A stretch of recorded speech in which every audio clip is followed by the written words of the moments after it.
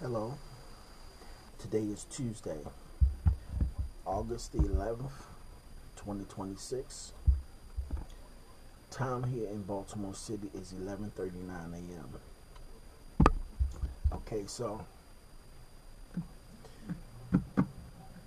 as you know, there are forest fires burning everywhere. You got fires being set, and these fires are being set. These fires are being set in South America, U.S., Canada. They're being set over there in the EU, and they're being set. I mean, fires. They're setting fires everywhere, and then at the same time, they're cutting down trees in the Amazon rainforest in Brazil. They are still cutting down trees in the Amazon rainforest in Brazil. These fires, I mean, it's bad enough you cutting down trees everywhere, not just in the rainforest, but everywhere. But you're cutting down trees, you're cutting down the most important group of trees on the planet in the rainforest. The rainforest controls the rain. That's why they call it a rainforest. At the same time, when you burn trees, no matter where they are, Australia, Canada, the US, South America, EU, no matter where you burn these trees at, what you do in one part of the world affects the entire planet. You burn trees in one part of the world, and it affects the entire planet. Climate change is happening, and it's occurring even faster because of all of the damage that's being done. Now, instead of people, when those trees get burnt, tear those trees down, dig up at least 6 inches of soil, and then replant new trees. Replant new trees to help them grow, to stabilize the atmosphere. If you notice, no matter where you are on this planet, it's getting hotter. Now, the polar ice caps and the North Pole are already gone. They are gone. And then the South Pole, or Antarctica, is melting, and it's melting extremely fast. Now, I've made several videos about climate change and global warming. When those polar ice caps melt, which they're already doing, when Antarctica melts to the point where the sea levels rise up and the land, continents all over the planet starts to flood. 50 to 100 feet of water, another 50 to 100 feet of snow and ice on top of that. Nobody's coming to save us. Nobody's going to come take us to a new world. They're not going to come save us. If we don't change what we're doing and the way we're destroying this planet, you're going to be underwater. The planet it is here in the United States, in Arizona, Nevada, California, those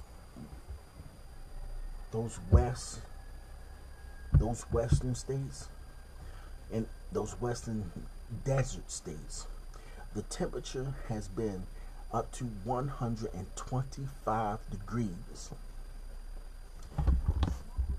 125 degrees. Now think about this. You have people living out there, and of course, got these dumbass people. They want to walk around in 125 degree weather, and with the humidity, it feels like it's 150. They want to walk around and why? We need to stabilize this planet's atmosphere. Those trees, those forests that are being set on fire, once those fires are put out, regardless of how much it costs, the government spends more money on war than they do trying to replant trees or help stabilize the atmosphere. It's going to get to the point where it's so hot in areas that people are going to start dying from heat stroke, heat exhaustion, dehydration.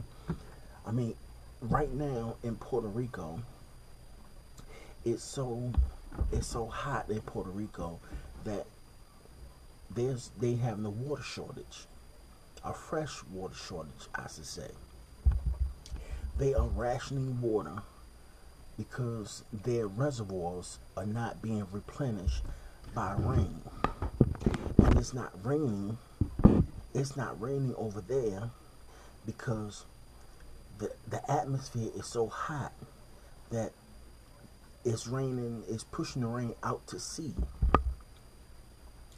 And even though it's hot and it's evaporating water, and some areas of the planet is getting extreme rain where it's flooding, there's no water in Puerto Rico. And now, and since how Puerto Rico is a U.S. territory, those people are going to start running to the mainland just to try to get water. They're gonna start moving to the mainland of the U.S. just so they can have some water. And the island of Puerto Rico is going to become desolate. We need to stop destroying this planet. What you do in one part of the world affects the entire planet.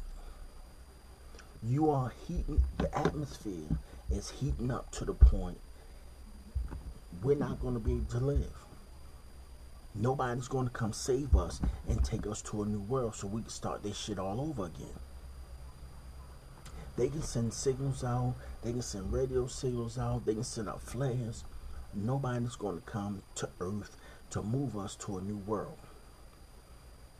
And then you have a president, you have a racist white president attacking Iran. This man is over there blowing up that country. The U.S.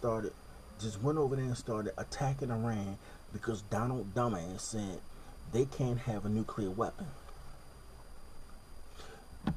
So they just want the United States to have all of the nuclear weapons. The U.S. is number one in the world when it comes to making weapons. Number one. But they don't want other countries to have it because they don't want those countries to be able to defend themselves against the U.S. The United States wants to control everything, and that's proven right now as I'm speaking with Donald Dumbass. He has those troops over there attacking them. They attack what they call a nuclear refinement place. They dropped what they called a bunker buster bomb and destroyed it. And now, for the past several months, they've been trying to talk a peace deal. You want to talk peace? Leave them people alone. How the fuck you gonna say you wanna talk a deal for you to stop attacking them? You want to talk a peace deal for you to stop attacking them, but yet you're the reason all this is happening. You attacked them, now you want to say, oh, let's talk peace. So let's talk a peace deal so we can stop attacking you. They closed the waterways so that traffic, oil, goods can't come through. And this is the United States that did this. The United States closed those waterways, not Iran. You want a peace deal? Just pull your troops out. Leave those people the fuck alone. There's your peace deal right there.